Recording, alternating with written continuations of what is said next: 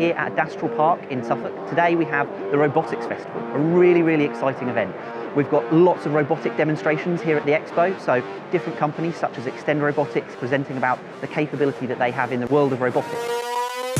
So our robotics arms that we've got here are a really good example of technology that works brilliantly on a low latency, high-speed network, like a 5G network. We've had Tiago moving around the crowd, handing out flyers, taking people's coffees off them and patting Spot, the dog.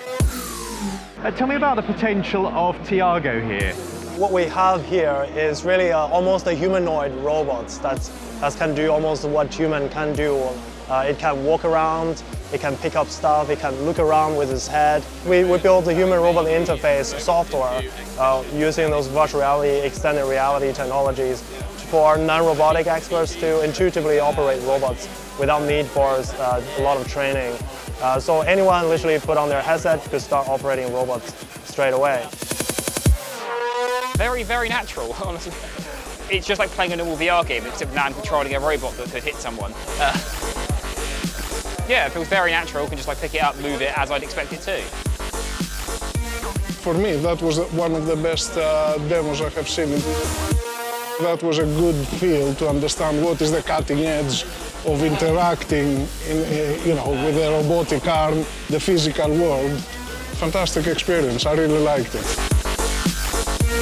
What excites me about the Extend story is that they've got a number of really immediate opportunities for the business. They're being used by researchers, they're being used in kind of nuclear industry, quite a lot of hazardous environments kind of need the technology now.